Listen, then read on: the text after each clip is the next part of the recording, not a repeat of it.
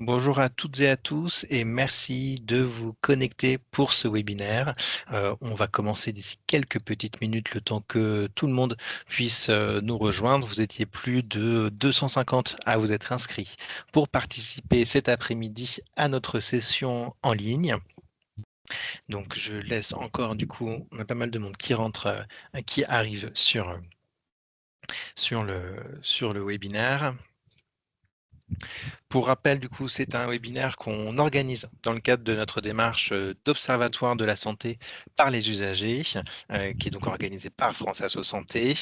C'est un webinaire Vos réponses, nos résultats, parce qu'il est extrêmement important pour nous de pouvoir restituer à notre réseau associatif, à vous, associations, représentants des usagers, de pouvoir vous dire, en fait, finalement, quand vous avez contribué, partagé, relayé nos différentes enquêtes, qu'est-ce qu'ils ont été les résultats et ce qu'on a pu en faire. Et donc, c'est ce qu'on va faire aujourd'hui avec un webinaire thématique sur le numérique en santé, que j'ai donc le plaisir d'animer. Pour ceux qui ne me connaissent pas, je suis Arthur Dauphin, le conseiller en charge du numérique en santé chez France Asso Santé au niveau donc, du siège donc, national. Et on va vous présenter du coup 3 enquêtes sur cette thématique qui nous réunissent. Quelques règles pour ceux qui ne seraient pas forcément familiers avec le format webinaire sur cette plateforme. Vous avez normalement une petite barre avec quelques icônes et outils. Vous y retrouvez du coup notamment un onglet conversation sur lequel du coup vous pouvez saluer les autres participants et éventuellement faire des réactions comme pour certains. Alors je vois qu'il y a quelqu'un qui a mis qu'il y avait un peu d'écho. Je ne sais pas, Caroline et Élise, si vous me confirmez ou si on m'entend bien de votre côté. A priori, c'était plutôt, plutôt OK. Euh, L'onglet conversation, vous pouvez du coup faire vos commentaires et surtout, si vous avez des questions à poser pendant le webinaire, je vous demande du coup de les faire plutôt dans cette rubrique-là, Q&R pour questions et réponses, qui nous permettra de les lister directement et d'y répondre plus facilement, éventuellement par écrit ou directement à l'oral. Vous avez vu pour l'instant, vos micros et vos caméras sont coupés. On pourra du coup les activer à la main directement si jamais vous souhaitez prendre la parole. Lors des moments de questions ou de réactions, il suffira pour ça de lever la main, ce qui me permettra de vous signaler et je vous pourrai vous donner les droits pour pouvoir accéder justement à votre caméra et au microphone pour pouvoir prendre la parole directement. Une fois du coup qu'on a fait ces rappels, le programme, on vous l'avait partagé dans l'invitation. Il y a 3 enquêtes sur lesquelles on souhaitait du coup partager les résultats. Une première enquête sur les téléconsultations et les patients en affection longue durée. Une enquête auprès des représentants des usagers sur l'arrivée de l'intelligence artificielle dans les établissements de santé en lien avec Action Santé Mondiale qui est présent et je les remercie du coup avec nous aujourd'hui et les résultats d'un baromètre associatif de connaissances sur les données de santé avec le Health Data Hub et là encore avec Caroline du coup qui représente l'organisation et encore merci de ta présence. Alors, je vais rentrer du coup dans le vif du sujet avec cette première enquête qui est la plus courte. On a essayé de présenter les résultats de manière assez graphique et synthétique pour que ce soit digeste parce que ça va faire quand même pas mal d'éléments. Et déjà de vous raconter finalement cette enquête, quel a été le contexte, l'objectif, comment on l'a fait et de vous dire après les résultats et ce qu'on a pu en faire. Alors, le contexte de ce sujet de la téléconsultation, vous le savez, la téléconsultation s'est imposée dans le paysage de l'offre de soins depuis la crise de Covid-19. Cependant, les usages de la téléconsultation restent aujourd'hui cantonnés à certains besoins, notamment plutôt les soins non programmés pour éviter d'aller aux urgences par exemple, ou à certains publics comme les personnes jeunes et plutôt urbaines. Donc il y a eu un questionnement commun qui a émergé finalement entre France Asso Santé d'un côté et le ministère de la Santé, en particulier la Direction générale de l'offre de soins, pour utiliser au mieux la télémédecine dans les parcours des patients chroniques qui n'en bénéficient aujourd'hui que trop peu. Donc l'objectif de cette étude en la lançant, c'était de pouvoir essayer de documenter auprès de patients chroniques en affection longue durée, justement leurs usages de la téléconsultation et de pouvoir identifier des points de blocage ou des leviers éventuellement pour les faciliter. Alors comment on a fait? On a préparé sur plusieurs mois cette étude, du coup, en la co-construisant avec du coup, les services du ministère. Ça a été, diffusé sur, une plateforme gérée par la DGOS, du coup au printemps 2024. C'était des questions fermées avec quand même quelques espaces d'expression ouvertes et nous, on a pu le diffuser du coup via, notre réseau associatif, donc notamment grâce à vous, qui avez pu le relayer et aussi y répondre. En sachant qu'il y avait même une petite proposition pour certains de participer à une phase qualitative d'entretien également. Il y a eu un choix de public cible qui a été un parti pris du coup, on va dire dans la méthodologie de cette enquête, de choisir vraiment des patients chroniques en affection longue durée et en particulier d'essayer de s'intéresser à 2 ALD qui sont fréquentes mais avec des parcours très différents, qui sont les patients dans les parcours de cancer ou diabétiques de type 2. Si je rentre du coup un petit peu dans les résultats, cette enquête, elle a réuni 150 répondants du coup en affection longue durée. Vous voyez dans le petit rond sur le côté qu'il y avait 19% de ces répondants qui avaient un diabète et 14% qui étaient en ALD cancer.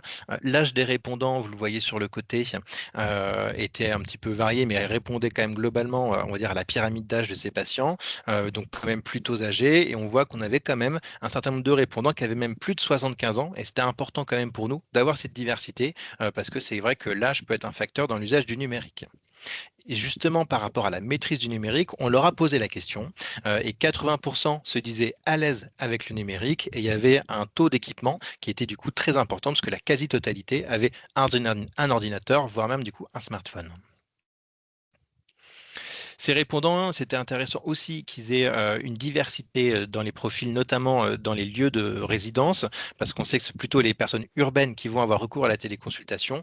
Et donc, on voit quand même ce que vous voyez avec les petits bonhommes sur la gauche. On avait à peu près un quart des répondants qui étaient dans une ville de moins de 5000 habitants. Et donc, c'était intéressant encore là d'avoir cette diversité pour avoir des retours assez variés. On les avait notamment questionnés par rapport à ça, sur le temps de trajet qu'ils pouvaient avoir entre leur domicile et leur médecin. D'un côté, le médecin traitant et de l'autre, le médecin spécialiste. Et donc, on voyait qu'ils étaient 86% à être à moins de 30 minutes de temps de trajet de leur médecin traitant. Et on voit que c'est beaucoup plus long, on va dire, du côté du médecin spécialiste, où c'est même un tiers qui met plus d'une heure pour se rendre chez son spécialiste. Et donc, aussi de voir un petit peu l'intérêt pour les patients chroniques par rapport à ça. Donc finalement, les grands enseignements de l'enquête sur ces usages de la téléconsultation, c'était déjà de voir que la plupart des patients, 95%, donc la quasi-majorité, enfin totalité même, savaient bien ce qu'était une téléconsultation. Et les trois quarts, finalement, de ceux qui ne connaissaient pas la téléconsultation venaient vraiment de ces petites communes, donc des zones plutôt rurales, communes de moins de 5000 habitants. Sur le total, on avait 42%, donc un peu plus de 4 répondants sur 10 qui avaient déjà réalisé une téléconsultation. Ce qu'on a vu également, donc qui venait du coup corroborer un petit peu des choses qu'on savait déjà, mais qui étaient intéressantes, c'est que finalement, on voit vraiment une scission. C'est les patients qui habitent dans des communes de moins de 50 000 habitants. Ils étaient 6 fois moins nombreux que la moyenne à avoir utilisé la téléconsultation dans notre du coup échantillon. Donc c'est vraiment pas un problème spécifique aux zones très rurales. On voit qu'il y a vraiment les grandes villes par rapport au reste. On les a interrogés également sur les raisons qui pouvaient les pousser ou qui les ont déjà poussés à effectuer une téléconsultation. Il y avait des raisons plutôt d'ordre médical, comme par exemple le besoin de renouveler une ordonnance, l'indisponibilité du médecin traitant ou le besoin d'avoir une consultation en urgence. Et on avait aussi des raisons qui étaient plutôt d'ordre pratique, qu'on avait aussi interrogé du coup séparément. Et là, les raisons pratiques, c'était plutôt qu'on a besoin de consulter mais qu'on est loin de chez soi, ou alors pour la rapidité du rendez-vous, pour l'obtention d'une ordonnance, ou encore dans les cas de difficultés de déplacement qui peuvent être rencontrés par certains patients. Et alors, parmi les raisons, ce que vous voyez sur la droite, qui pourraient les dissuader au contraire de faire une téléconsultation, il y avait une réponse qui arrivait largement en tête, c'était le besoin d'être ausculté ou en contact direct avec le médecin. Mais il faut quand même noter que ça ne représentait pas un frein totalement surmontable et on l'a vu notamment dans les témoignages ouverts qu'on a pu avoir, notamment ce patient en diabétologie et psychiatrie qui nous disait mais il n'y a pas besoin toujours d'être ausculté et puis quand c'est vraiment nécessaire, eh ben, on peut aussi s'organiser avec un infirmier par exemple qui peut remplir ce rôle.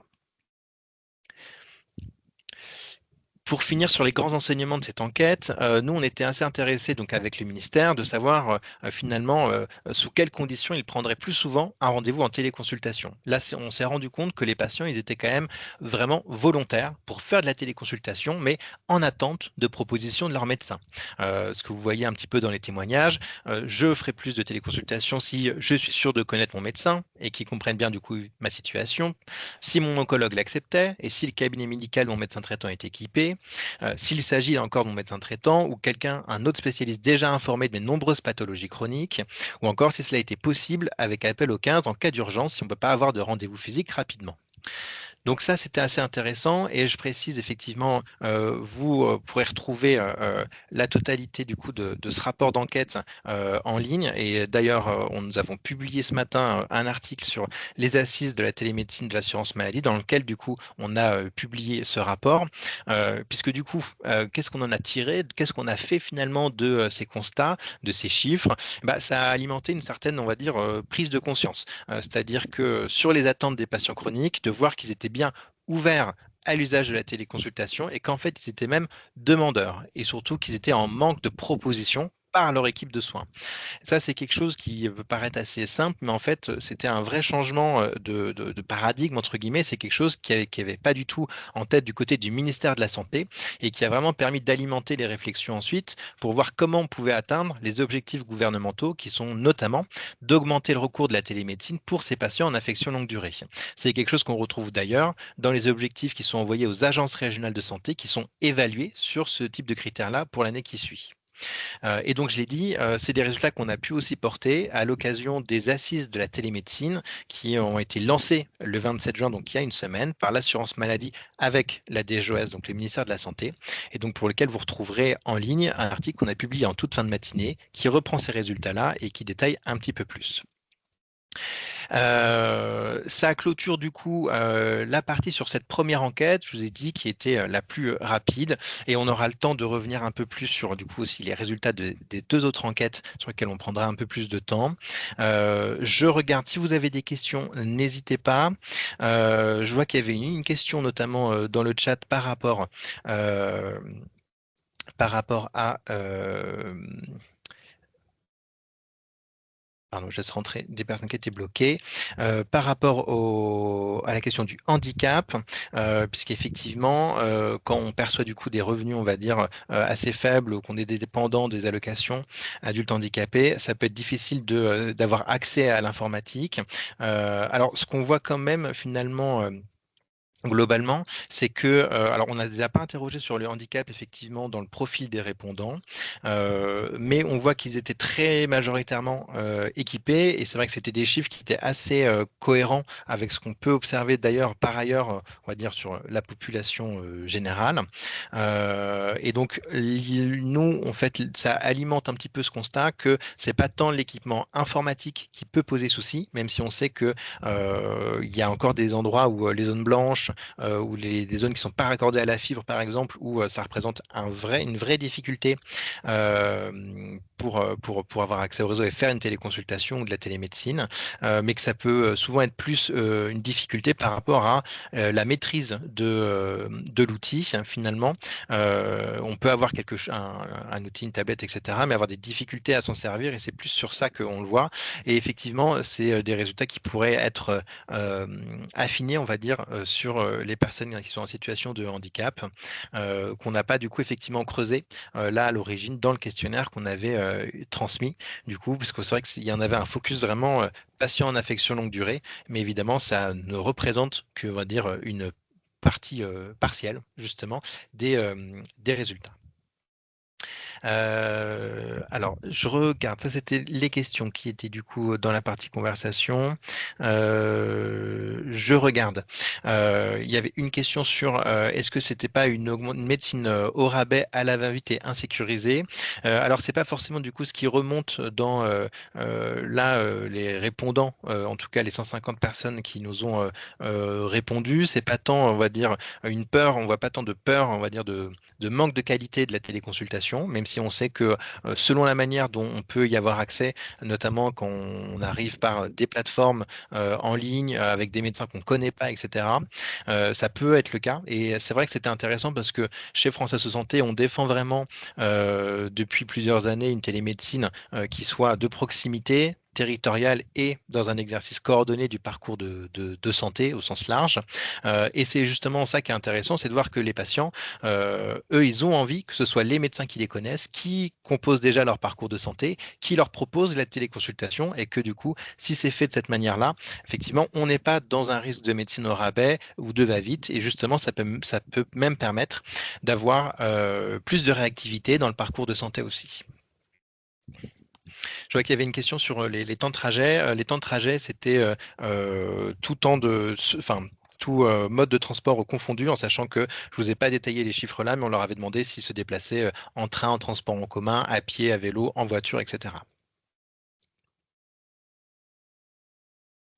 Alors, n'hésitez pas si jamais il y a des dernières questions éventuellement, et sinon, euh, je vois qu'il y a une dernière question peut-être avant de passer du coup à l'enquête suivante. Qu'en est-il du suivi des recommandations de bonnes pratiques médicales, notamment de la Haute Autorité de Santé ou de sociétés savantes, sur le bon usage des téléconsultations selon les pathologies?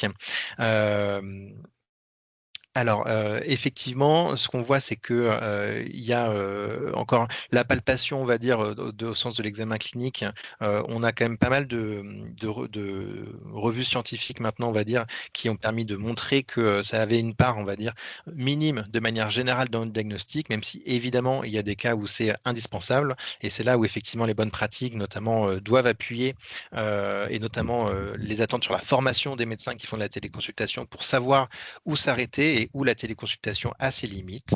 Et effectivement, après, ce qui est intéressant, c'est que ces assises de la télémédecine qui sont lancées par l'assurance maladie, elles doivent aussi nous permettre, comme un petit peu, on voit un petit peu émerger ces réflexions, de imaginer vraiment les parcours de santé de ces patients chroniques en y intégrant la télémédecine au bon moment. Et on n'a pas forcément les mêmes besoins quand on a un cancer ou une maladie de Crohn ou un diabète. Il y a des étapes du parcours de santé qui peuvent se faire potentiellement à distance et qui peuvent du coup éviter qu'on se déplace parfois à l'hôpital, parfois loin pour voir son spécialiste. Mais du coup, il y a beaucoup de choses qui restent à construire, même si on voit quelques initiatives scientifiques par rapport à ça. Alors, je vais peut-être du coup juste, Véronique, vous laisser. Normalement, vous pouvez activer votre micro pour poser votre question avant qu'on passe, ou votre remarque, avant qu'on passe à la suite. Allez-y, on vous Oui, entend, je pense. j'ai deux questions. Alors, comment on fait par rapport à la téléconsultation quand on n'a pas de carte bleue? Oui, ça c'est une vraie question. Alors, quand vous faites avec un médecin qui fait partie de votre équipe de soins, normalement, il applique assez facilement le tiers payant. Mais c'est vrai que maintenant, sur les plateformes de prise de rendez-vous en ligne ou des plateformes de téléconsultation, il est de plus en plus demandé, et d'ailleurs, pas forcément que pour la téléconsultation, de rentrer obligatoirement des coordonnées bancaires. Ça, c'est vrai que c'est une difficulté qui est, je ne vais pas dire qui est assez nouvelle, mais qui s'est généralisée assez récemment. Donc c'est vrai que c'est une bonne remarque qu'on va aussi soulever, en tout cas là pour les assises. Donc je note Et parce il y que a c'est pas aussi le quelque chose qu'on problème avait de dit. piratage aussi. Alors, le risque de piratage, il faut se rappeler, notamment si on parle des bonnes pratiques et des recommandations, que toutes ces plateformes qui permettent de faire de la téléconsultation, elles doivent respecter quand même un cahier des charges très strict, notamment sur la sécurité informatique, etc. Et donc, les outils en eux-mêmes qui permettent de faire la visioconférence, en général, ne sont pas trop, on va dire, il n'y a pas trop de risque que votre consultation soit piratée pendant la consultation. Et après, il y a toujours le risque, entre guillemets, que le professionnel de santé, lui, il y ait une fuite, entre guillemets, de son côté, mais pas forcément plus par rapport au dossier médical que par rapport au reste, on va dire, des dossiers médicaux et des consultations présentielles. Mais c'est vrai que c'est un enjeu qui peut être aussi ressenti de manière générale. Merci. Merci beaucoup, Véronique. Alors, très rapidement, peut-être, Monsieur Charpentier, j'autorise et après, on passe. Normalement, je vous ai autorisé la caméra et le micro.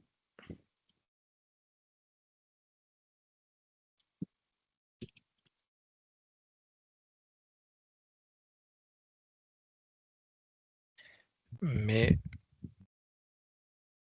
alors, parce que je vois pas se réactiver. Alors peut-être, Monsieur Charpentier, de nous mettre dans le temps qu'on avance et j'essaierai de répondre à l'écrit à la question pour qu'on poursuive un petit peu sur le programme. En tout cas, merci du coup pour ces premières remarques sur le sujet.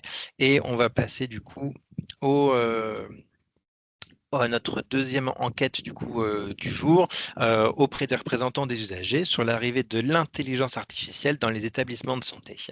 Alors c'est une enquête qui était assez intéressante parce que finalement, vous le savez sans doute, l'intelligence artificielle trouve de plus en plus d'applications dans la santé pour des diagnostics plus précis, comme dans l'imagerie, des décisions plus éclairées, dans les traitements ou les chirurgies ou la rédaction automatique de compte rendu de consultation par exemple. Et on sait finalement que les outils qui sont basés sur de l'intelligence artificielle sont déjà utilisés dans de très nombreux établissements de santé déjà, sans forcément qu'il y ait une bonne information de la gouvernance ni des usagers. Et donc l'arrivée aussi, on a de nouveaux critères de certification de la Haute Autorité de Santé pour ces établissements qui amènent de nouveaux items liés à l'intelligence artificielle qui seront évalués. Et on a aussi constaté qu'il y avait une difficulté à avoir des retours sur l'impact des outils qui utilisent de l'intelligence artificielle dans les soins, dans le contexte aussi où ces outils sont déployés de manière non concertée trop souvent. Alors, ce qui s'est passé, on a voulu faire cette étude avec un objectif qui était d'identifier les différents enjeux et questionnements que pouvaient avoir les représentants des usagers en établissement de santé sur l'arrivée de ces nouveaux outils dans les soins et les éventuels retours qui peuvent être remontés par les usagers. Alors, la méthodologie, rapidement, hein, on a préparé un questionnaire d'une dizaine de questions qui a été diffusé en ligne et je remercie encore Action Santé Mondiale, qui est une organisation non gouvernementale qui travaille beaucoup sur les inégalités de santé, qui s'est joint à nous du coup autour de ça. Et donc nos réflexions et travaux qui ont permis d'aboutir à cette enquête. Et on a envoyé du coup au mois de mai 2025, donc très récemment, plus de 5200 représentants des usagers en établissement de santé qui étaient répertoriés dans notre annuaire et qui avaient consenti à recevoir des enquêtes de la part de France Asso Santé. Pour vous dire qui a répondu, on est assez content. On a eu 427 répondants du coup, avec du coup tous les territoires qui étaient bien représentés, un petit peu moins du coup dans les départements, régions d'outre-mer et en Corse, mais c'est aussi lié au nombre d'établissements qu'on peut avoir dans ces régions. Donc c'était bien d'avoir cette diversité, cette représentation. Et on voit sur les mandats du coup des répondants, si on regarde par le bas, eh ben, les 427 répondants faisaient partie de la commission des usagers de leur établissement. Et parmi eux, 109 avaient aussi un mandat en conseil de surveillance et 11 seulement en directoire. Mais on sait qu'il y a aussi moins de mandats dans ces instances pour les représentants. Il y a une première question qu'on avait souhaité poser, c'était finalement de manière générale, pas encore sur l'intelligence artificielle, mais sur le déploiement du numérique. Est-ce qu'ils estimaient qu'au sein de leur établissement, les usagers, les patients étaient pas du tout, très peu, peu informés, plutôt bien informés ou même très bien informés justement du déploiement du numérique. Ce qu'on voit, c'est que finalement, pour la moitié du coup des représentants, ils estiment que les usagers de leur établissement sont pas du tout ou seulement très peu informés. Donc un score assez moyen finalement d'informations qui était estimé par ces représentants. Et on a posé du coup la même question en miroir aux représentants des usagers en leur demandant si eux, ils estimaient être aussi pas du tout, très peu, plutôt bien informés, etc. Et c'est les réponses que vous voyez en bleu marine. Donc on voit qu'il y a quand même plus de monde du côté du plutôt bien informé et aussi du très bien informé, mais que ça reste quand même assez étalé, assez mitigé. On en a quand même 18% qui se disent pas du tout informés. Donc un petit peu mieux, mais pas encore tout à fait, on va dire, très bien. Une des premières questions qu'on a souhaité poser justement comme question aux représentants d'usagers, c'était au sein de leur établissement, quels seraient les usages de l'intelligence artificielle qu'ils pensent seraient à prioriser, lesquels seraient les plus pertinents dans le cas de leur établissement.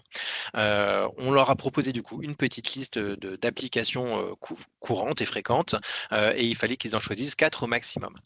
Donc le top 3 des priorités, on va dire, qui sont remontées donc, au sein de notre panel de répondants, c'était en premier lieu pour 63% d'entre eux des outils de synthèse du dossier médical ou de consultation ou d'aide à la rédaction de documents de santé comme les lettres de sortie ou d'adressage par exemple.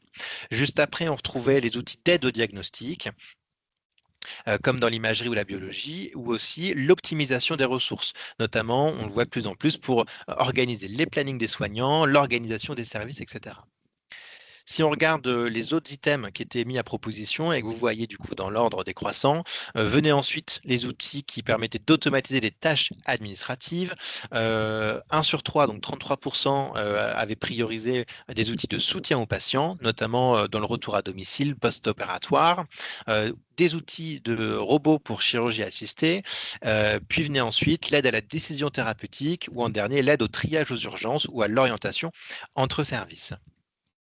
Donc ça, c'était un petit peu les priorités qui ressortaient par rapport à ça. Et ce qui était intéressant de voir, c'était que globalement, il y avait une bonne homogénéité, mais les représentants qui avaient un mandat en conseil de surveillance avaient une petite différence quand même, puisque l'aide au triage aux urgences pour eux était plus important, parce que du coup, ils l'avaient noté du coup 2 places au-dessus, alors que le soutien aux patients pour eux était leur toute dernière priorité. Donc on voyait voilà, ce petit changement par rapport à cette partie de notre public de répondants. On leur a demandé ensuite qu'en était-il de l'information sur les usages de l'intelligence artificielle au sein de leur établissement. On leur a demandé si eux-mêmes, en tant que représentants des usagers, ils savaient si des outils d'intelligence artificielle sont utilisés dans leur établissement de santé. Donc vous voyez là le petit graphique en anneau. Toute la partie verte représente les répondants qui nous ont dit que oui, ils savaient qu'il y avait de l'IA. Seulement 11% par contre savaient dans quel service de leur établissement et pourquoi faire était utilisé l'IA, et 26% en avaient entendu parler, savaient qu'il y en avait, mais ne savaient pas dire du coup plus de détails. Donc on voit quand même que 37% avaient une information et que la majorité, surtout 52%, n'en avaient pas du tout entendu parler. On leur a posé la question du coup un petit peu en miroir, elle est interprétée un peu avec des pincettes, mais c'est intéressant de poser la question sous ce sens-là aussi, s'ils pensaient que les usagers de leur établissement étaient eux aussi correctement informés lorsqu'il y avait un outil d'intelligence artificielle dans l'établissement pour les soigner. Ce qu'on voit du coup, ce qu'il faut retenir, vous avez la partie verte en haut de l'anneau, 9% qui nous ont dit qu'il y avait une forme d'information qui était disponible, soit une information générale sur le fait qu'il existait du coup de l'IA dans l'établissement ou une information personnelle qui était éventuellement donnée aux patients.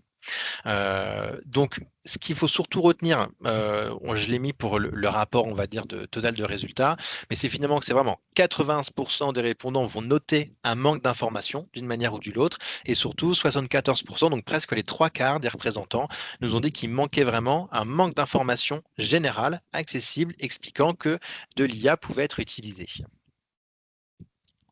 On leur a demandé du coup, de manière plus spécifique, si parmi les applications de l'intelligence artificielle dans un établissement, donc parmi les mêmes choix que la question des priorités, lesquelles semblaient devoir faire l'objet d'une information particulièrement renforcée auprès des usagers.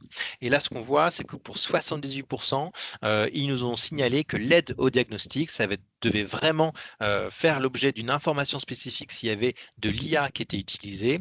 Venait ensuite à 58% les outils d'aide à la décision thérapeutique ou encore les outils de synthèse, dossier médical ou de consultation.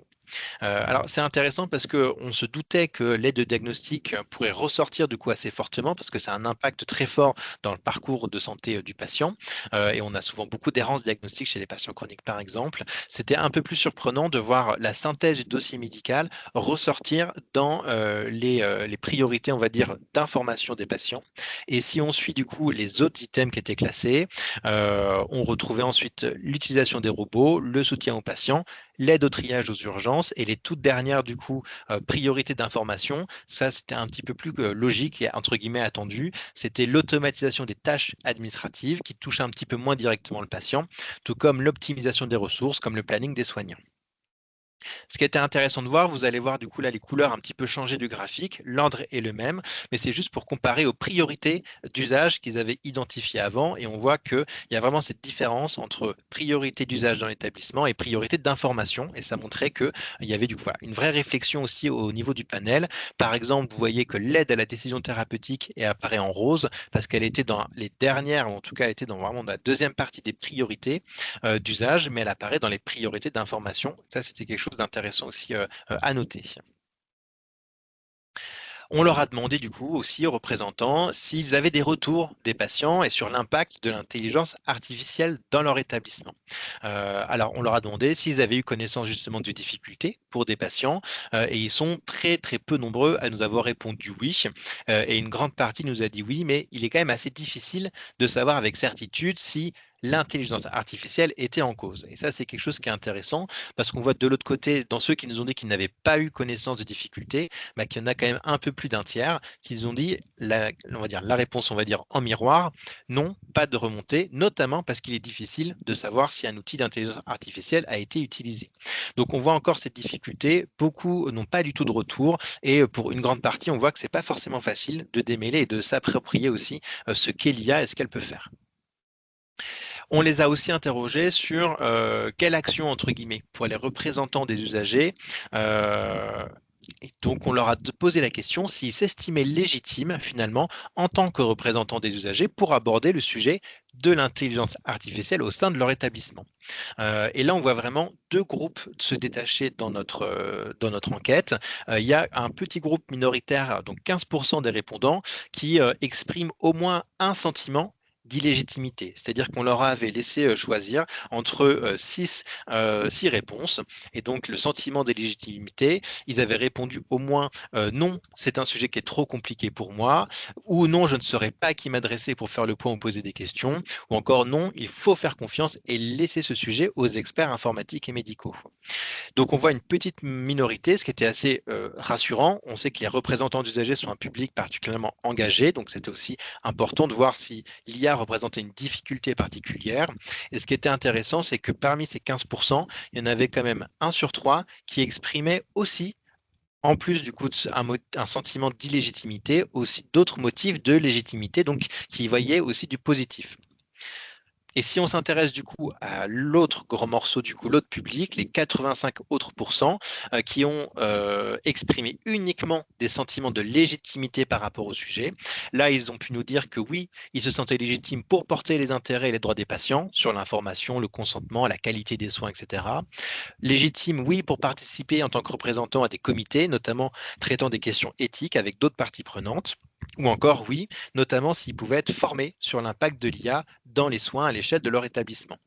Et là encore, on pourrait se dire que c'était assez, on va dire, isolé à chaque fois. Mais en fait, c'est 85%, la grande majorité, 4 sur 5, ont exprimé plusieurs de ces motifs de légitimité, donc 2, voire les 3 qu'on leur proposait. Et donc vraiment un sentiment très partagé et qui est intéressant pour nous pour poursuivre du coup justement notre action à travers les représentants d'usagers sur le sujet.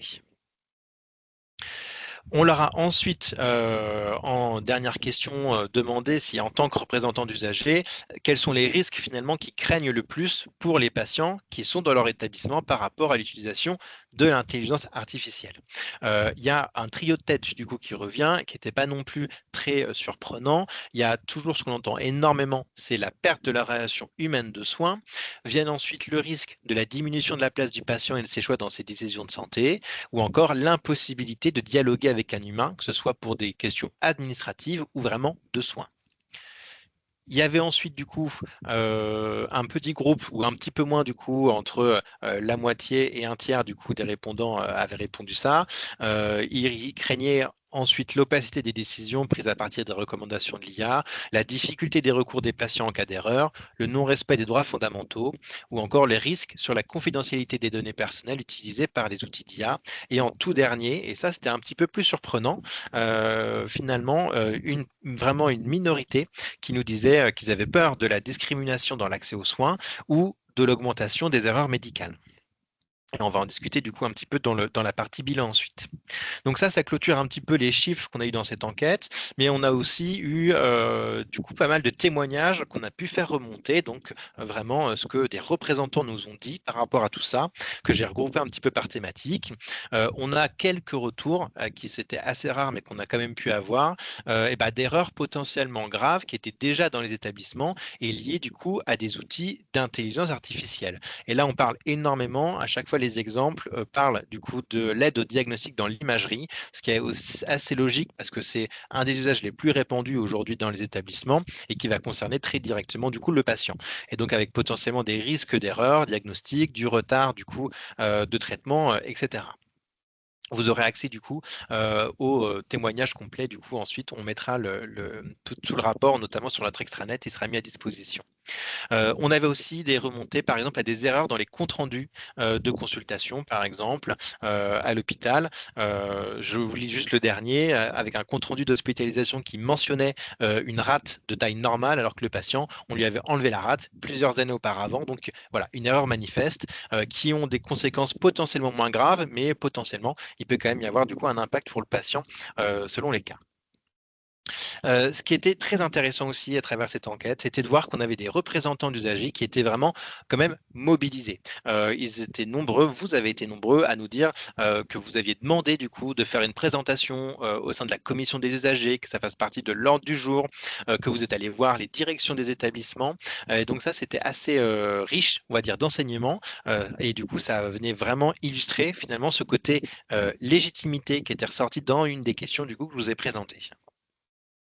Ce qui était intéressant, c'est de voir aussi dans les réponses qu'on a de plus en plus d'établissements qui se mettent en ordre de marche, donc qui n'y sont pas encore, mais qui ont mis le sujet sur la table, qui commencent à en discuter du coup dans les commissions des usagers ou à travers des gouvernances spécifiques qui se mettent en place, et avec du coup des directions qui ont pu répondre à certains d'entre vous que ça démarrait, que les réflexions se faisaient. Et enfin, alors ça évidemment, ça illustrait aussi pas mal du coup des réponses qu'on a pu voir directement dans les chiffres, des représentants et des patients vraiment en manque d'informations parce qu'on a eu beaucoup de témoignages. Je les ai pas tous mis parce qu'il y en a qui étaient un peu qui vont être redondants, mais vraiment ce côté où on m'en a jamais parlé en tant que représentant d'usagers. Il n'y a aucune information qui est faite à ce sujet-là. Et donc voilà, on dit a priori il y a été absente de mon établissement, toutes ces choses-là qui montrent encore ce besoin d'information. Et donc finalement, j'allais dire, il y a un peu quatre grands éléments de bilan qui étaient intéressants à prendre en compte. Parmi ces chiffres-là, ou des choses qui nous ont peut-être un peu plus surprises que d'autres, il y a cette légitimité forte des représentants des usagers qui exprime quand même un besoin de formation important, mais pas indispensable. C'est-à-dire que c'était vraiment pas une condition strictement nécessaire. Et donc ça, c'est quelque chose d'intéressant qui était à noter.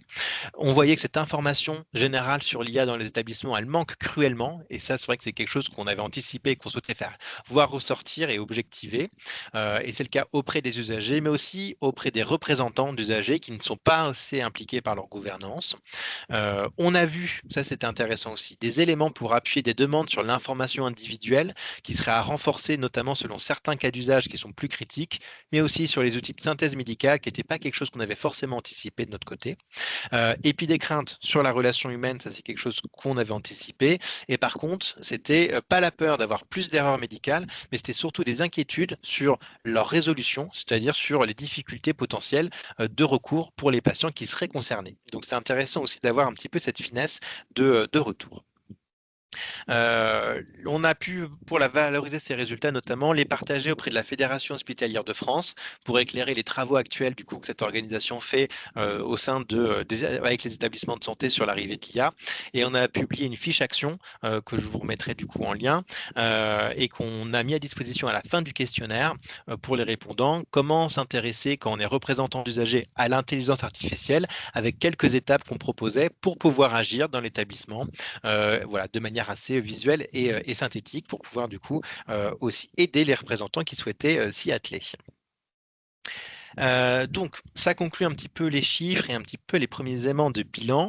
Je vous ai dit, je remercie encore Action Santé Mondiale qui a du coup contribué par nos travaux et réflexions communs du coup à faire aboutir ce travail. Et donc, je vais passer la parole à Élise Rodriguez qui va nous permettre du coup de nous donner le regard finalement du coup de l'organisation par rapport à ces chiffres. Élise, je ne sais plus si c'est toujours connecté. Oui, Oui, c'est bon, t'entends.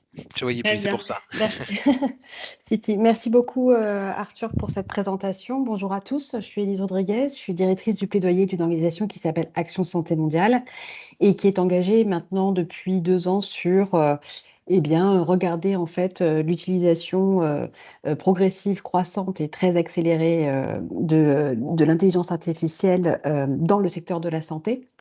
avec un regard qui se veut être citoyen et qui regarde un petit peu comment en fait ces outils sont mis en place, développés, mais aussi développés d'une façon à ce qu'on puisse garantir un certain nombre de droits fondamentaux et qui font directement écho évidemment en fait aux préoccupations et au mandat de France Asso Santé.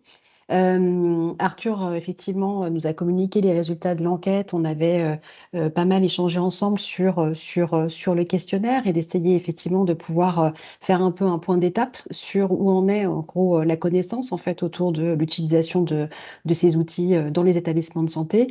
Et donc, je vais vous partager un petit peu, voilà, ce que les résultats nous ont inspiré, sachant qu'évidemment, en fait, on partage énormément de constats qui ont été faits aussi par Arthur en bilan. Peut-être la première chose, c'est que, il faut, peut-être souligner un point, c'est qu'il y a, différents niveaux, en fait, à considérer quand on parle d'amélioration de l'information. En fait, et c'est ça ressort aussi dans les questions, quand on parle d'information sur l'utilisation de l'IA, on peut parler à la fois de l'information, d'un patient dans le cadre d'une relation personnelle et donc confidentielle avec son médecin, mais on peut parler aussi de l'information des représentants des usagers du système de santé et plus généralement en fait de l'information et la communication qui se passe à l'échelle, on va dire, des établissements de santé.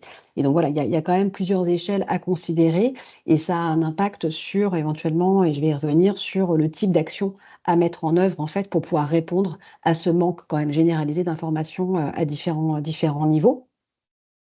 Peut-être de signaler que, c'est vraiment un sujet qui nous paraît assez important de développer effectivement la connaissance et la compréhension sur, quels sont les usages, mais aussi les questions que pose en fait l'utilisation de ces outils d'IA dans le système de santé. Et je voulais juste, rappeler à ce titre que, Action Santé Mondiale, on a développé en fait, une espèce de document qui a pour but en fait de dresser une sorte d'étendue des usages de l'IA en santé et d'en pointer aussi en fait les questionnements associés. Voilà, donc c'est un document qui s'appelle «Santé intelligente, l'IA au service de la médecine, un pari risqué?» point d'interrogation, mais qui est une ressource, voilà, qu'on vous invite aussi à regarder. Peut-être le deuxième constat qu'on fait quand on regarde les résultats qui ont été présentés à l'instant, j'ai envie de dire en fait, je trouve que, les réponses, démontrent d'une certaine façon le bon sens, des personnes directement impliquées et directement impactées en fait par cette utilisation de l'IA. Donc, évidemment les patients et les usagers et les représentants.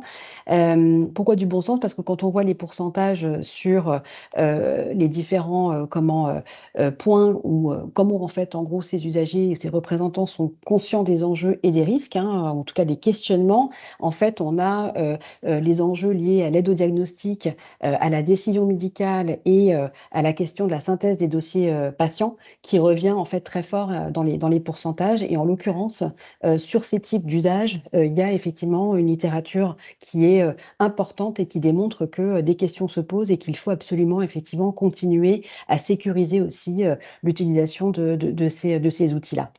Et je pense que, il y a ici un enjeu assez important de pouvoir, avancer en fait et vous l'avez traité et c'est l'un des sujets, majeurs en fait de France Asso Santé, de démocratie sanitaire, c'est-à-dire de pouvoir avoir un dialogue en fait qui soit ouvert et transparent en fait en gros sur les usages.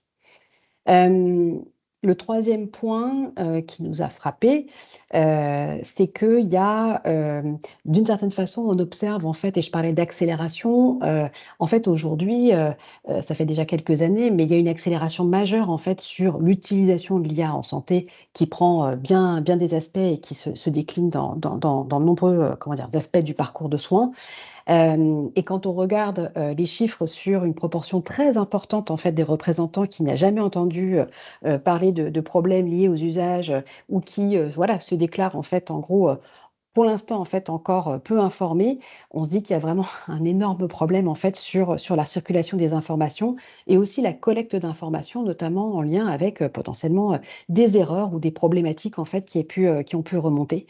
Et c'est un point qui nous inquiète, c'est-à-dire que voilà, on trouve que là-dessus, et ça a été souligné, hein, les erreurs dont on parle, ce sont des erreurs qui impactent voilà, directement la vie de gens, hein. On n'est pas là dans un domaine où on utilise l'IA pour, je ne sais pas moi, relire un texte et l'améliorer pour je ne sais quoi. On parle en fait là de personnes en fait qui sont directement impactés dans leur santé et dans leurs droits. Donc, enfin voilà, ça nous a assez frappé. Et pour nous, ça pose la question justement de comment est-ce qu'on va récolter en fait ce type d'informations auprès des soignants dans le cadre du système en fait mis en place en fait dans un établissement de santé pour qu'on puisse effectivement voilà avoir un monitoring, si je peux me permettre d'emprunter voilà, un peu plus clair et bien sûr, évidemment, des actions qui peuvent ensuite eh bien, traiter ces erreurs et surtout éviter qu'elles se reproduisent. Et c'est peut-être sur ce point-là, peut-être sur le dernier point en fait que je voulais faire. Comment avancer sur ces sujets? Il y a déjà des pistes qui ont déjà été dressées par Arthur à l'instant, avec déjà des choses en fait qui sont à mettre en œuvre. Et donc, peut-être de partager avec vous quelques remarques, au-delà de l'information générale, en fait, qui est à améliorer, hein, et qui est un point essentiel, peut-être qu'il y a des réflexions sur comment, en fait, mettre en place des projets d'établissement, on va dire, qui seraient garants d'un usage responsable et respectueux des droits des patients quant à la mise en œuvre, en fait, de l'IA, et qui pourraient, en fait, détailler un certain nombre de mesures correctrices à mettre en place et qui engage en fait l'ensemble des acteurs au sein des établissements de santé. Et là, voilà, il y a dans le questionnaire et dans les choses qu'on a pu observer aussi nous de notre côté, des pistes hein, qui sont intéressantes. Il pourrait y avoir des mesures autour de s'assurer que les professionnels de santé ont bien accès aux bonnes informations sur les risques des outils d'IA. Il ne s'agit pas uniquement d'avoir une notice de comment ça fonctionne, même si effectivement c'est important, mais aussi en fait d'avoir une bonne information et un bon niveau d'information sur les limites de certains de ces outils. Il y a un axe en lien avec peut-être plutôt cette question des comptes rendus médicaux et des erreurs autour des comptes rendus médicaux, où là, eh bien, c'est des mesures autour de quels dispositifs on peut mettre en place pour avoir des bonnes pratiques pour s'assurer effectivement qu'il y a une relecture. Parce que en fait, c'est un enjeu qui va grandir. Il y a peut-être comme autre mesure quelque chose autour de créer des lignes directrices sur la façon d'informer les patients sur l'usage et les risques de l'IA. À quel moment le faire? Est-ce que c'est la responsabilité unique, évidemment, du soignant? Qui doit le faire et comment? Donc c'est des questions qui ne sont pas simples, mais qui vont nécessiter, en l'occurrence, l'expertise en fait des représentants des usagers, à mon sens. Et puis le dernier point, ce serait voilà, de pointer ou d'avoir une mesure autour de comment on clarifie le circuit et le partage d'informations sur les cas qui ont posé problème. euh, Avec voilà, un enjeu de transparence. Et c'est une question qui est délicate hein, parce que évidemment, ça engage évidemment d'abord des dossiers personnels. Donc, il faut évidemment réfléchir. Mais c'est aussi en fait un outil qui garantira la construction d'une confiance. Et c'est quand même aussi une étape essentielle en fait pour pouvoir, disons, construire en fait une relation qui puisse rester comment dirais-je, garante de la qualité des soins avec l'utilisation de ces nouvelles technologies qui est encore une fois très très importante et qui va voilà, se développer très, très rapidement dans les prochaines années. Voilà en très résumé ce que je voulais partager avec vous aujourd'hui et voilà, nos premières remarques, on va dire. Et on est bien sûr tout à fait preneur de vos suggestions et de comment est-ce que vous envisagez, quelles ont été effectivement voilà, vos conclusions par rapport aux chiffres qui ont été présentés et peut-être aussi voilà, preneur de ce qui vous semble en fait urgent peut-être de développer au sein de France Asso Santé, mais aussi avec ses partenaires. Voilà, nous, Action Santé Mondiale, on sera ravis aussi voilà, de donner écho et de faire une suite à cette enquête et de continuer voilà, à suivre et à accompagner. Merci beaucoup, Élise, du coup, pour ce regard. Et effectivement, on est de nombreuses organisations à souhaiter, du coup, agir sur le sujet. Donc, je suis très heureux qu'on puisse, du coup, faire alliance aussi avec des acteurs comme vous. Alors, j'ai vu, il y a Olivier Dobtin. Normalement, tu dois pouvoir activer micro et caméra pour pouvoir prendre la parole. Le temps, du coup, Olivier, que tu puisses le faire. Il y avait une question de Christine dans la conversation. Est-ce qu'un usager est systématiquement informé de l'utilisation de l'IA pour son suivi? Qui est une question en fait qui paraît simple à répondre, mais dans les faits concrets est pas si simple. Et c'est justement un petit peu l'enjeu pour lequel on a essayé de questionner pas mal cette notion d'information et de priorité d'information, parce que finalement l'IA, elle peut être intégrée de manière assez, je vais pas dire transparente, mais par exemple, vous avez beaucoup d'appareils d'IRM en imagerie qui utilisent de l'IA, pas forcément pour faire de l'aide diagnostic, mais rien que pour la sélection des coupes, etc., et optimiser du coup la qualité des images, ce qui est déjà en soi une utilisation de l'IA qui déjà peut avoir potentiellement des biais, mais qui fait partie de la technologie, on va dire, inhérente, entre guillemets, et qui fait que dans ces cas-là, bah, il n'y a pas d'information et il n'y a pas non plus grand sens, on va dire, de s'y opposer. Mais par contre, effectivement, si on se place à d'autres moments du parcours de santé, au diagnostic, au choix thérapeutique, et la question peut se poser, si on a demain une IA qui fait le triage elle-même aux urgences, est-ce que le patient qui arrive aux urgences, on doit lui dire que il va y avoir un score, etc., et que c'est l'IA qui va lui dire s'il va attendre 1 heure, 2 heures, 3 heures, ou s'il faut qu'il rentre chez lui. Et donc, bon, je vois Olivier que tu parviens pas à activer du coup micro caméra. Donc, si tu peux mettre ta question, du coup ton commentaire dans la conversation, on pourra le relire et éventuellement y répondre. Mais du coup, c'est une question. La question de la formation, elle paraît toute bête, et en fait, elle est vraiment pas. Bon, c'est un sujet qui revient. Nous, du coup, on participe à pas mal de travaux aussi avec la Haute Autorité de Santé, avec du coup les fédérations hospitalières pour essayer d'éclaircir au maximum, puisque du coup, c'est pas toujours si simple. J'en profite, je vois qu'il y a Jean-Paul Dutertre qui a levé la main, donc je suis en train de autoriser micro, caméra, en tout cas de rendre ça possible. Jean-Paul, je vous laisse essayer du coup d'activer caméra et micro pour pouvoir prendre la parole. Euh, on vous voit et je pense qu'on va vous entendre. Merci beaucoup. En tout cas, félicitations pour votre présentation, pour les données que vous avez générées et les commentaires. J'ai entendu parler d'un sujet, je sais, qui n'a pas peut-être été très retenu par les RU, c'est l'optimisation de certaines tâches administratives, dont le triage aux urgences. Et vu le problème de santé publique qui est la gestion des urgences, est-ce que vous avez des données associées à ça et qu'est-ce qu'on peut faire pour essayer d'avoir des données qui peuvent nous aider pour l'avenir? Parce que je pense que c'est un sujet fondamental à l'heure actuelle et que cet outil, s'il est performant, rendrait un grand service à mes amis soignants, quoi. Voilà. Et aux Alors, patients. ouais. Alors, c'est une bonne question qui se télescope effectivement un peu avec l'actualité et la mise en place aussi de régulation dans certains services d'urgence, hein, dans certains établissements. Il y a déjà quelques établissements, il me semble par exemple que c'est le cas au centre hospitalier de Valenciennes, qui utilisent des outils de triage justement aux urgences, en sachant que c'est encore, on a des outils d'optimisation qui existent aussi pour anticiper le nombre de lits, etc., selon la fréquentation et les motifs de consultation, mais ça c'est encore, on va dire, autre chose. C'est vrai que le triage aux urgences, c'est un sujet encore un peu plus sensible. Il faut savoir que ce mardi là, de cette semaine, le ministre de la Santé, Yannick Noder, a annoncé le lancement d'un appel à financement justement pour les établissements qui souhaitent faire des projets autour de l'utilisation de l'IA dans la régulation médicale et la gestion des urgences.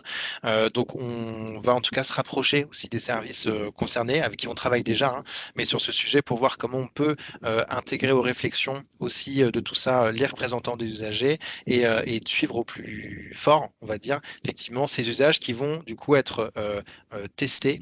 L'idée, c'est de financer des expérimentations, des tests, et donc de pouvoir aussi être présent dans ces établissements pour évaluer finalement l'impact pour les patients. Mais c'est vrai qu'on n'a pas énormément de recul jusqu'à présent. Élise, je ne sais pas si tu voulais rebondir. Oui, juste pour rebondir sur ce qui vient d'être dit, parce que je trouve qu'effectivement, la question est très pertinente, en fait, et elle synthétise finalement un des enjeux majeurs. C'est-à-dire que on ne peut pas dire que utiliser des nouveaux outils pour optimiser en fait un service et des services qui sont voilà, face à voilà, des difficultés qui sont majeures ne sert à rien et qu'il faut absolument pas traiter. Donc en fait, il y a une première partie, on va dire, disons, comment dire, qui part d'un diagnostic commun sur le fait qu'il faut faire mieux et qu'aujourd'hui, on est face à un problème. Donc ça, là-dessus, c'est clair. Et en l'occurrence, c'est le cas pour beaucoup, beaucoup de sujets qui concernent l'utilisation de l'IA en santé. Vous avez, voilà, des promesses importantes aussi sur la radiologie, l'imagerie, ce genre de choses. Et il faudrait, voilà, faudrait être, comment dirais-je, fou pour ne pas les considérer. Donc ça, là-dessus, c'est un vrai point. Le problème auquel on est confronté d'ailleurs, et c'est pour ça aussi qu'on essaie d'avoir un discours qui soit nuancé et pas, je veux dire, binaire dans un sens ou dans l'autre, on va dire ça comme ça, c'est qu'il y a une espèce de course en avant là, avec effectivement du coup des promesses et des déploiements qui sont importants, mais pour des organisations comme la mienne et d'autres, en fait, quand on regarde et quand on cherche à savoir comment en fait ces outils ont été développés, là ça coince. C'est-à-dire qu'en fait, il n'y a pas de transparence sur qu'est-ce qu'il fait et quel est, par exemple, en fait, en gros, le montage de l'algorithme qui va faire le tri de tri des patients en fait dans un hôpital demain. Et là, le problème est là parce que aujourd'hui, il y a quand même de plus en plus aussi d'analyses qui remontent en disant que il y a des biais en fait dans les algorithmes et que la seule façon de lever ces biais, c'est d'améliorer évidemment en fait en gros leur entraînement avec des données qui soient représentatives, mais c'est aussi de permettre en fait à ceux qui les utilisent de pouvoir vérifier si ces biais ont été levés. Et c'est là qu'on tourne un petit peu en rond, c'est-à-dire qu'en fait, à un moment, aujourd'hui, on est dans un moment où en fait, il faut pouvoir, encore une fois, tout à l'heure, je parlais de confiance, il faut pouvoir en fait ne pas être dans une logique uniquement qui va être soit commerciale, soit optimisation d'un système de soins, mais dans une logique en fait qui est sociétale, citoyenne, sanitaire, et que l'enjeu derrière, c'est quand même l'efficacité, mais aussi en fait le respect des droits des patients dans le futur. Et c'est là où en fait, voilà, il y a deux logiques qui se confrontent et où on attend en fait des uns et des autres qui est eh bien un bon équilibre et qu'on puisse voilà, prendre en considération les limites et les enjeux qui sont connus aujourd'hui, ne pas détourner le regard, ne pas uniquement en fait se fier aux données qui sont données et partagées par ceux qui vendent en fait ces outils, parce que c'est quand même ça qui se passe aujourd'hui, et d'avoir en fait une puissance publique, des associations de patients, des représentants d'usagers, des associations citoyennes qui ont la capacité d'aller aussi jouer leur rôle de contrôle citoyen pour s'assurer que tout va bien. Voilà. Merci Élise. Alors, on va passer la parole pour un dernier commentaire à l'oral avant de passer pour respecter aussi notre programme et nos horaires à la suite. Christian Andréano, normalement, vous devez pouvoir activer micro. La caméra, c'est bon, donc normalement, on doit vous Oui, entendre. merci. Je ne sais pas si vous m'entendez. Très bien. Je pense. Merci de me donner la parole. Juste pour préciser, je suis représentant usager au CHPM de Morlaix. Hein. Et donc, à ce titre, évidemment, un certain nombre des questions évoquées, en particulier celles sur les urgences, hein, mais d'une acuité forte, puisqu'on est régulé en fait à Morlaix. Il y a sur le GHT beaucoup de difficultés, pas spécialement à Morlaix. Donc, mais en tout cas, c'est des questions qui interrogent. J'ai trouvé bien sûr les données que vous présentez très intéressantes. Il m'a semblé, mais j'ai dû prendre un peu tardivement comment dire, le débat parce que j'arrivais pas à me connecter, mais il m'a semblé que de façon périphérique, ça interroge énormément le dialogue entre ces IA proposées et les médecins qui les utilisent et les mettent en œuvre. C'est-à-dire que notre discussion a été très centrée sur il me semble, sur les patients, les représentants usagers et les craintes éthiques hein, qu'on peut légitimement avoir. Mais je trouve que la mise en œuvre de ces IA dans les établissements hospitaliers, ça interroge aussi fortement la façon, l'appropriation par je dirais par les personnels de ces contributions, en ce sens que quand on fait par exemple un diagnostic d'erreur, je veux dire dans l'interprétation par exemple radiologique, c'est un médecin qui est censé en fait contrôler tout ça in fine et comment dire apporter le diagnostic validé, aidé par l'IA, mais en tout cas regardé, quoi. Donc je trouve que ça interroge beaucoup cette relation Et il me semble que c'est un point intéressant à explorer, de savoir comment les gens vont s'approprier ça, quelle est leur contribution. Voilà, excusez-moi de cette longue intervention qui, j'espère, enfin, bon, alimente le débat. Non, non, merci beaucoup, Christian. Alors, on sait, l'IA, c'est un sujet très large et on a l'occasion d'animer régulièrement des webinaires aussi, des étapes sur le sujet. On n'a pas fini d'en entendre parler. Et en tout cas, je suis assez content de voir que les représentants d'usagers s'annoncent comme un levier, je pense, essentiel. Et en tout cas, c'est aussi comme ça que nous, on le porte auprès des différents acteurs. Je fais du coup, je sais que c'est un peu frustrant parce qu'on a ces trois thématiques à aborder, ces trois enquêtes. Remercier chaleureusement Élise, tous ceux qui ont pris la parole aussi dans les commentaires et puis dans les questions. Évidemment, tout sera mis à disposition et c'est évidemment le début de la... Enfin, c'est pas le début, c'est la suite des travaux s'annonce riche sur la thématique.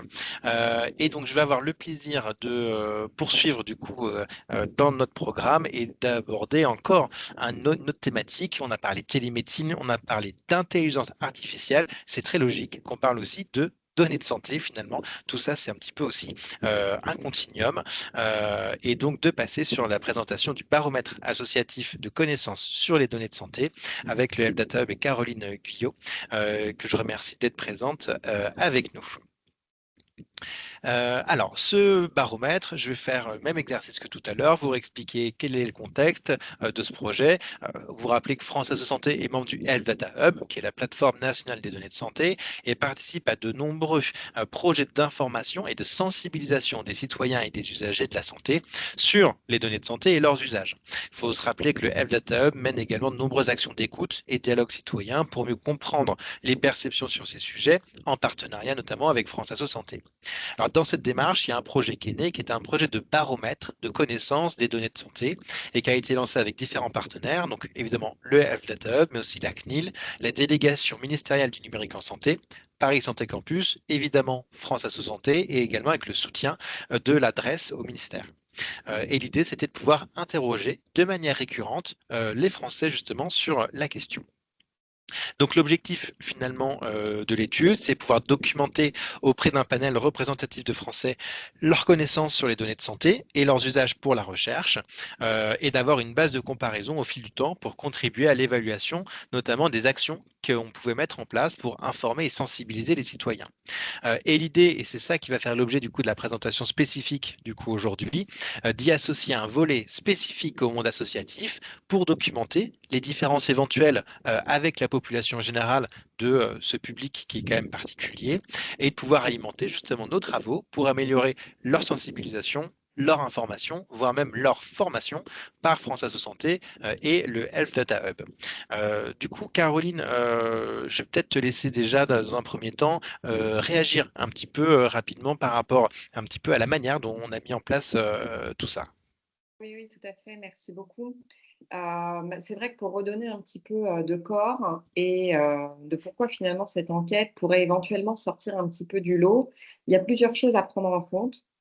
Tout d'abord, Arthur, tu l'as dit, le Health Data Hub, donc pour plateforme des données de santé, c'est une structure publique qui permet à tout porteur de projet, une équipe de recherche, des associations, d'ailleurs on accompagne aussi France Assos et d'autres, à finalement pouvoir utiliser les données, ce qu'on appelle du système national des données de santé, pour porter donc des projets d'utilité publique.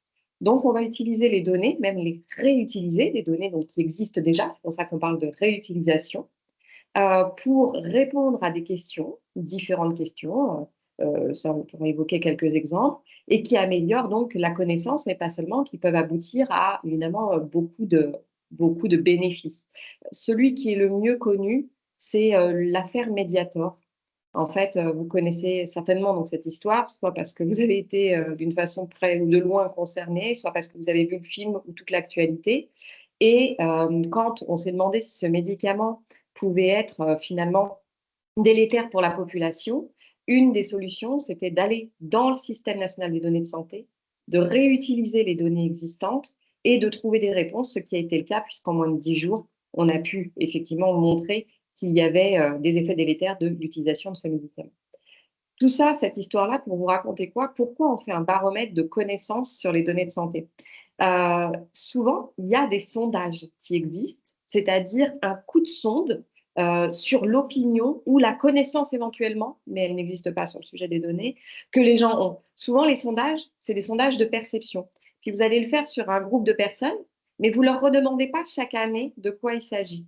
Là, l'objectif du baromètre, c'était d'avoir un ensemble de questions que l'on pose chaque année, exactement de la même façon, pour pouvoir suivre l'évolution des réponses et de la connaissance que les personnes en ont.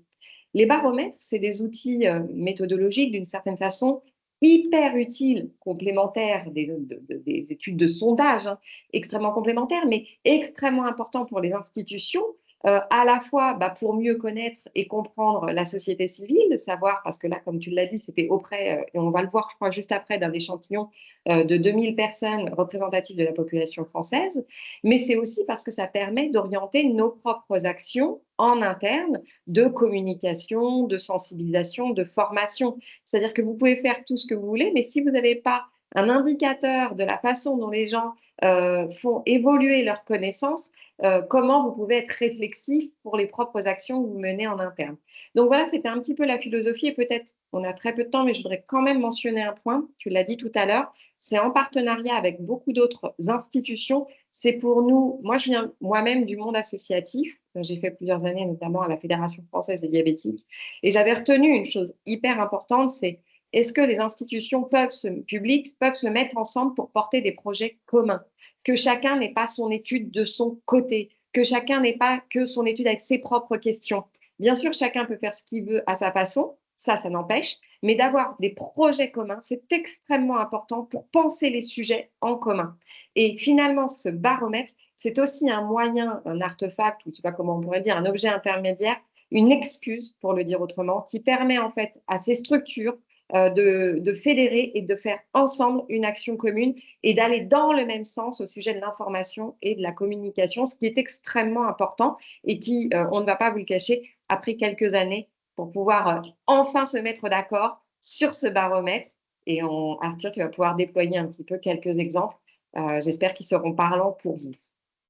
Merci beaucoup Caroline d'avoir resitué du coup ce projet. C'est important pour nous de vous réexpliquer comment ces projets, ces enquêtes, ces études, elles viennent alimenter nos actions. C'est pas pour le plaisir de faire des chiffres et de vous faire répondre à tes questionnaires. Donc ça, c'était important. Donc la méthodologie, pour revenir un petit peu, questionnaire qui a été co-construit du coup avec notamment toutes les institutions, administré en ligne avec des questions fermées. Le baromètre général, du coup, il se fait sur échantillon représentatif avec un institut de sondage. En 2022, c'était 1000 personnes. En 2024, c'était 2000 personnes. Et donc, il y avait ce volet baromètre associatif qui était diffusé par France Asso Santé auprès de son réseau, donc auprès de vous, qui avez pu y répondre ou le relayer au printemps 2024, qui reprend une partie des questions du baromètre général et quelques questions un petit peu spécifiques. Donc, on a fait quelques choix aussi dans tout ça. Et l'idée, c'est de pouvoir aussi distinguer les bénévoles associatifs, des salariés associatifs et des représentants des usagers pour voir si, entre ces différents publics associatifs, il y avait aussi des différences. Du coup, je vais passer effectivement aux résultats. On a eu le plaisir d'avoir près de 200 répondants, donc encore merci à tous ceux qui ont pu relayer ou participer. Dans ce grand panel de 200 personnes, 46% étaient des représentants des usagers, 14% des salariés d'associations et 40% étaient des bénévoles associatifs, donc sans mandat représentant des usagers, puisque les représentants sont aussi des bénévoles, mais du coup des bénévoles, juste on va dire sans ces mandats. La pyramide d'âge, elle était quand même plutôt, on va dire, conforme aussi au public des personnes engagées en associatif, avec quand même plutôt du coup des personnes plus âgées. Ce qui était aussi important, intéressant de voir, parce que on sait que on peut avoir une moins bonne maîtrise, on va dire, de ces enjeux et du numérique quand on est plus âgé. Donc, intéressant de voir aussi par rapport à tout ça. C'était important pour nous aussi de revisualiser, comme on le faisait dans le baromètre général, par rapport au lieu d'habitation, les personnes qui étaient plutôt en zone rurale ou plutôt dans des petites, moyennes ou très grandes villes, donc avec un petit peu de diversité qui était surtout, on va dire, ce qu'on recherchait à avoir. Donc, la première chose qu'on a finalement posée comme question, c'était autour des droits sur les données de santé et leurs usages. Donc, on a demandé finalement à ce panel associatif s'il savait que l'utilisation des données de santé est soumise à une réglementation et des mesures de sécurité différentes d'autres données personnelles. Alors là, vous voyez sur les petites barrettes, on voit beaucoup de verts, que ce soit chez les représentants d'usagers, chez les autres bénévoles associatifs ou les salariés. Très majoritairement, ils nous disent oui, je le savais avec certitude ou oui, je m'en doutais. doutait. Donc voilà une bonne notion qu'il y a cette réglementation spécifique. Puis on leur a demandé s'ils connaissaient finalement les droits dont ils disposaient vis-à-vis de leurs données personnelles dans le domaine de la santé. Là, c'était un tout petit peu plus mitigé. Vous voyez encore, on a pas mal de verts, une majorité de verts, donc de personnes qui nous disent qu'ils estiment connaître leurs droits plutôt ou tout à fait. Mais là, on voit quand même une part de certitude qui est beaucoup plus faible, le vert foncé qui est sur la droite. Et donc voilà, on n'a pas des différences, on va dire, extrêmement significatives entre les autres, si ce n'est que c'est quand même les représentants des usagers qui semblent dans notre panel être quand même mieux informés par rapport à ces droits, ce qui est quand même plutôt logique puisque ça fait partie des missions et des intérêts spécifiques des représentants des usagers dans les établissements et hautes instances de santé publique.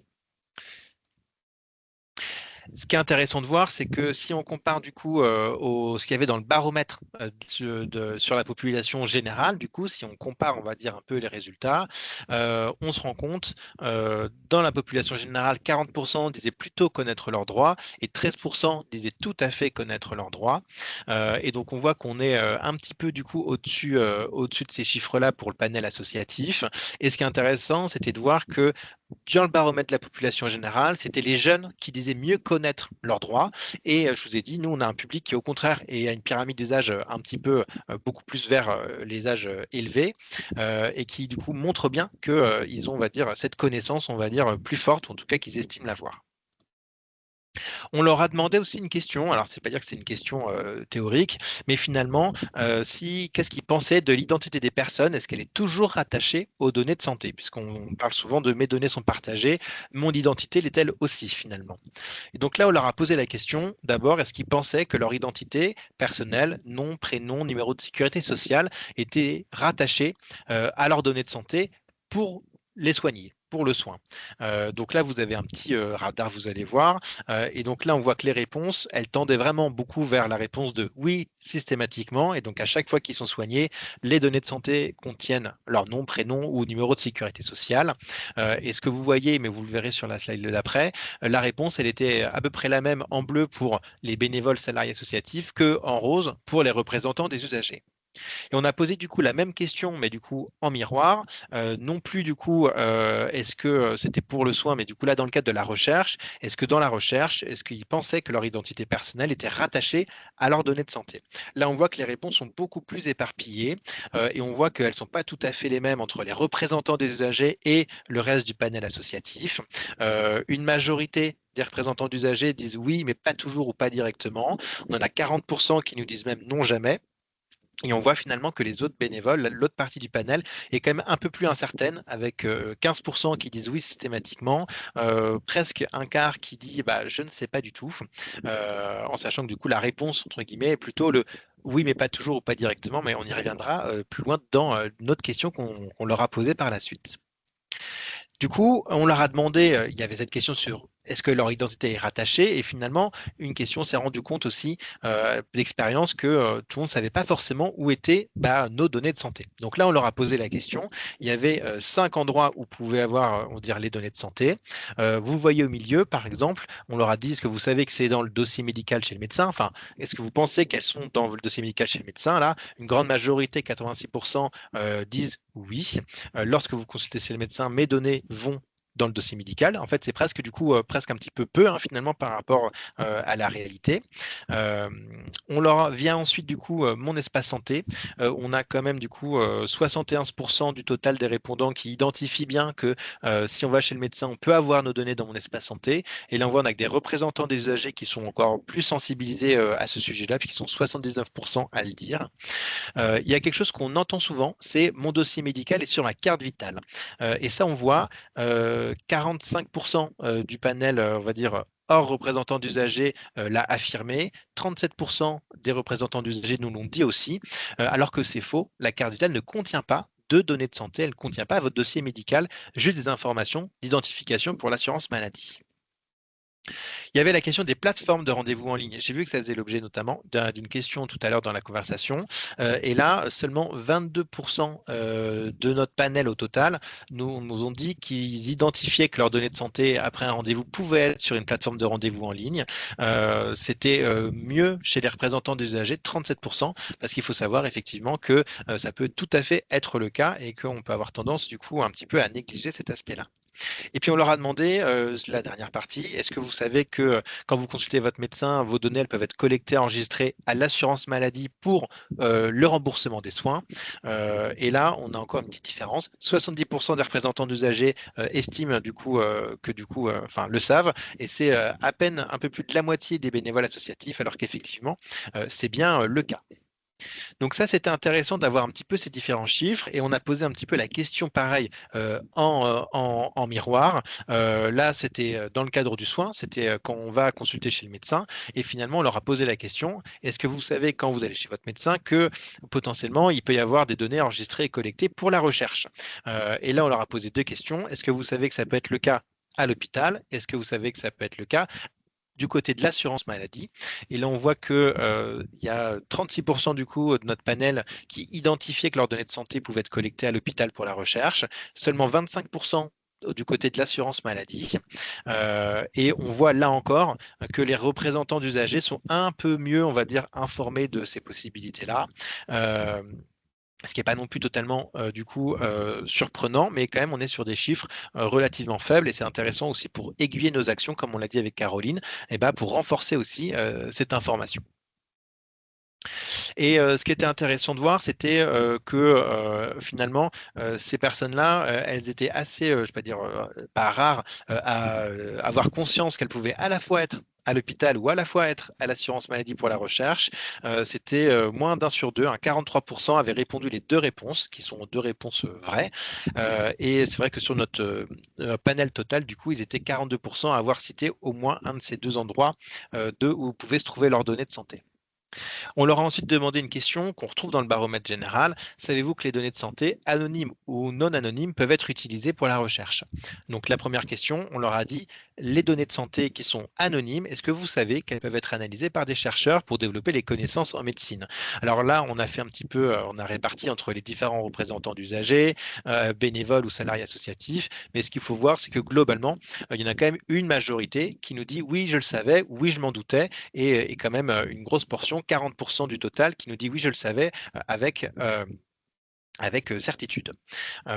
Et en fait, si on pose la question du coup qui suit en écho, est-ce que vous savez que vos données de santé réunies, agrégées à celles d'autres personnes, là encore, mais qui sont non rendues anonymes, mais tout en garantissant la confidentialité et leur sécurité, c'est-à-dire qu'elles sont pseudo-anonymes, on remplace votre nom de famille, votre numéro de sécurité sociale, etc., par un code, par un alias qui ne contient pas votre identité directement, qui peuvent être utilisés par des chercheurs pour la recherche. Et bien là, on voit par contre beaucoup plus de rouge, beaucoup plus d'orange et moins de vert foncé. Et donc là, on voit qu'il y a quand même moins cette connaissance et en tout cas moins de certitude par rapport à tout ça.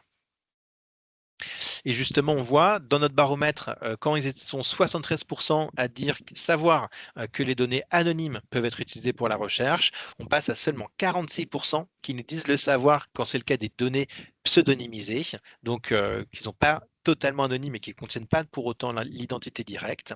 Et si on compare du coup au baromètre général, on a du coup un peu moins de personnes qui nous disent savoir d'emblée qu'ils le savaient pour les données anonymes.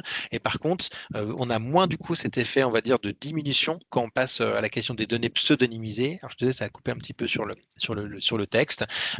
Et donc ça, c'est intéressant et ça nécessitera un petit peu, on va dire, qu'on y réfléchisse avec le HDH et Caroline pour voir du coup comment ça peut aiguiller du coup de futures actions aussi. Mais voilà, il y a en tout cas ce manque de connaissances assez fort ou peut-être une exigence d'information qui peut être aussi indifférente et qui pourrait expliquer ce décalage. Alors, on leur a demandé justement quel était leur niveau d'information de manière un petit peu générale. Est-ce qu'ils se sentent suffisamment informés dans ce panel associatif sur les projets de recherche qui analysent les données de santé? Donc là, vous voyez, c'est un petit même code couleur. On a quand même pas mal de rouge, beaucoup qui nous disent non, pas du tout informés, beaucoup de jaune qui disent non, plutôt pas, et assez peu de vert et surtout assez peu de personnes qui nous disent oui, tout à fait. Et là encore, si on compare au baromètre du coup sur la population générale, on avait 21% du panel de l'échantillon représentatif qui se disait pas du tout informés, alors que nous, on est plutôt sur 30% au sein de notre panel associatif. Et pareil, on a un résultat inversé sur ceux qui se disent tout à fait ou plutôt informés.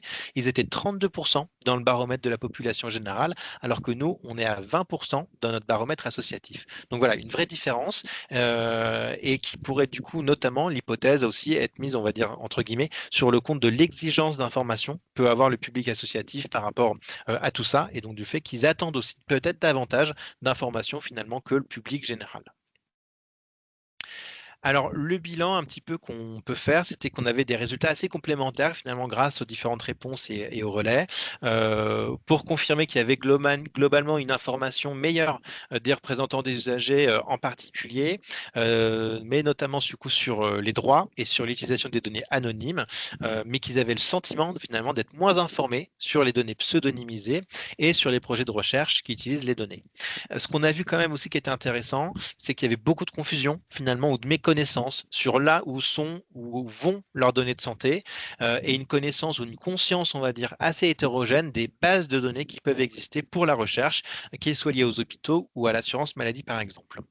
Et donc, on l'a dit, ce baromètre, il se refait du coup d'année en année. Donc, du coup, on en profitera pour faire recirculer prochainement une nouvelle itération du coup de ce baromètre et de pouvoir du coup suivre du coup un petit peu plus dans le temps du coup auprès du coup toujours d'un panel associatif. Est-ce que ces chiffres bougent au fur et à mesure du coup des actions qu'on pourra essayer de mener. Et juste pour vous montrer que du coup, c'est un travail qui nous a beaucoup alimenté quand même. Il y a déjà eu des actions qui ont été réalisées du coup à la suite du coup de ces résultats et de ces constats, notamment une campagne de sensibilisation qu'on avait pu faire avec des ressources pour répondre directement à tout ça, avec notamment là l'exemple des petites vidéos Mes données de santé pour la recherche où on parlait justement est-ce que comme mes données sont partagées, mon identité l'est aussi. Quand je vais chez le médecin, où sont mes données de santé et pour montrer comment elles peuvent aller du coup justement alimenter la recherche après. Et qu'on a fait sous plusieurs formats, notamment là, vous voyez, il y avait des petits carousels pour les réseaux sociaux. Et puis, plus globalement, ça s'inscrit dans une stratégie plus large d'action que je laisse peut-être Caroline, du coup, si tu veux commenter. Oui, merci beaucoup. En effet, je vais presque même reprendre pour faire encore plus court, un exemple très significatif. Tout à l'heure, tu l'as dit, beaucoup de personnes encore pensent que leur dossier médical est sur la carte vitale. C'est une information qui est absolument essentielle parce qu'aujourd'hui, beaucoup d'acteurs communiquent sur l'utilisation des données de santé, notamment à usage secondaire. Et dans le cadre de leur vulgarisation et des travaux de vulgarisation qu'ils mènent, ils utilisent en fait cette idée, cette image de la carte vitale dans lequel il y aurait tout. Et finalement, on oublie, on ne s'en rend pas compte, mais ça influence notre imaginaire et notre façon de comprendre le sujet. Et donc, nous, notre travail, c'est d'être dans de la vulgarisation, mais qui est la plus juste possible, c'est ne pas encourager finalement des idées fausses sur la question des données de santé, du numérique, etc. Et c'est là où il y a un enjeu clé. Et l'enjeu, c'est aussi de prendre en considération le type de public. C'est-à-dire qu'on a souvent une tendance à considérer la société civile comme une population complètement homogène, alors qu'en fait, il faut beaucoup s'intéresser à ceux qui sont initiés et ceux qui ne le sont pas, et ceux qui ont un intérêt naturel pour la donnée ou ceux qui le seraient moins. Mais celui qui a le plus un intérêt naturel n'est pas forcément le plus initié. Et donc, on a mis en place un ensemble d'actions allant d'actions de communication jusqu'à des actions de formation plus poussées. Merci beaucoup, Caroline. Alors, je vois qu'il y a quelques questions. Alors, j'étais en train d'en apporter du coup une, notamment sur la question des garde-fous. C'est pas quelque chose qu'on a interrogé, j'allais dire, directement, quoique, parce que parmi les garde-fous, on va dire, qui garantissent la sécurité et la confidentialité de ces données quand elles sont utilisées pour la recherche, il y a notamment cette question de je rends les données anonymes ou pseudo-anonymes. Et ça, c'est vrai que on a beaucoup travaillé aussi sur ce sujet-là, parce que les données ne sont pas toujours totalement anonymisées, ou en fait, l'anonymisation des données, on la comprend assez mal. Et donc, c'est ce qu'on voyait aussi à travers les réponses du panel associatif, mais aussi, on va dire, à travers d'autres témoignages et expériences. Donc, ça fait partie aussi des thématiques qu'on a essayé de travailler, notamment avec les ressources là qu'on a proposées. On pourra du coup vous remettre en lien, évidemment, les petites vidéos sont disponibles sur la chaîne YouTube, par exemple, de France Asso Santé, où vous les retrouvez du coup sur nos différents aussi réseaux sociaux. Et puis, vous avez aussi sur le site du Help Data Hub pas mal de ressources que vous retrouvez au fur et à mesure des actualités par rapport au projet qu'on a pu mener de concert. Et donc, je regarde juste un petit peu rapidement par rapport aux autres questions. Alors, je ne vais pas forcément revenir sur ce qu'il y a sur la carte vitale, etc. exactement, mais vous avez bien vu que c'était un sujet. Je regarde, il n'y a pas de questions davantage, en espérant qu'on ne vous ait pas assommé avec tous ces chiffres, ces constats et ces données, parce que c'est vrai que ça peut faire beaucoup à digérer, mais finalement, il y avait une suite un peu logique, parce que tout ça fait partie d'un grand tout dans le numérique. Alors, je remonte juste rapidement. Et puis, c'est vrai que c'est un sujet qui peut remonter par rapport aussi aux usages de l'IA. Écoutez, je sais, Caroline, si tu veux rajouter un petit mot de conclusion, éventuellement, je te laisse la parole, si tu le souhaites, bien sûr. Si j'avais oui, pour moi, le mot de conclusion, c'est à la fois le remerciement, en fait, et je faisais le constat hier et je le partageais à Gérard Raymond aussi, de l'importance, en fait, de travailler entre nos structures publiques et évidemment France Asso Santé. Et on a mené l'image là que tu montres, le diapo que tu montres, c'est vraiment un travail collaboratif qui est fait main dans la main avec toi, Arthur, et avec l'ensemble de tes collègues et autres.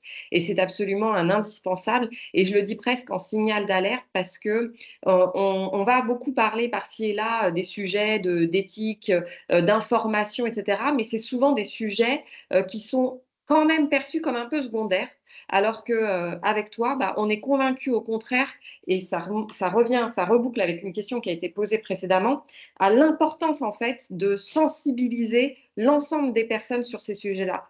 Pourquoi ? Parce que demain, en fait, ce monde de l'IA, ce monde des données, ce monde va encore plus se complexifier et être immergé dans notre quotidien. Sauf que si demain, les citoyens sont largués sur tout ce que ça signifie, sur tout ce que ça comporte, ça risque de renforcer des tensions existantes qui ne sont pas utiles, d'où l'importance, à mon avis, de bien considérer ce sujet des formations, de la sensibilisation. Et on espère évidemment qu'un ensemble d'autres structures, et pas que le Health Data Hub, seront sensibles évidemment à ça et pourront mener des messages communs avec force, en considérant aussi d'où partent les citoyens, parce que tous ne partent pas du même niveau et il faut pouvoir accompagner et accorder finalement ce regard qu'ils portent dessus et encourager le dialogue également. Merci beaucoup, Caroline. Un grand merci du coup pour tous les travaux qu'on peut mener depuis plusieurs années et qui s'adressent du coup à plein de publics, à multiplier aussi les canaux, à adresser de plus en plus du coup de messages et simplifier et rendre accessibles les choses. Justement, c'est ce qui est difficile et donc c'est un travail de longue haleine aussi qu'on essaie de rendre autant pour le public associatif que pour les usagers de la santé au sens large. On a un tout petit peu dépassé du temps qu'on s'était donné. Je remercie tous et toutes, en tout cas de votre présence et de votre participation. Les différents rapports d'enquête, vous pourrez les retrouver sur notamment l'extranet de France Asso Santé. Pour ceux qui ne le connaîtraient pas forcément, c'est cet espace que vous trouvez quand vous allez sur le site internet de France Asso Santé. Vous avez en haut à droite ce petit bouton extranet qui vous permet du coup d'y accéder, ou si vous n'avez pas du coup de compte, de faire une demande pour avoir du coup des identifiants identifiant et de pouvoir y retrouver du coup l'information interne au réseau associatif et notamment avec les équipes régionales et sur lequel du coup vous pourrez retrouver ces différents supports. Un grand merci du coup, encore je vous l'ai dit à vous tous et vous toutes, vous avez été nombreux à vous connecter, à tenir bon par cette journée qui reste chaude pour écouter des chiffres, des constats que vous nous avez permis et en espérant qu'on a pu du coup vous redonner la contextualisation de tout ça et que vous aurez à cœur du coup de poursuivre votre engagement en répondant aux futures enquêtes qui pourront aussi vous être adressées et de continuer à éclairer la santé depuis la perspective des usagers du coup dans cette approche observatoire de la santé par les usagers.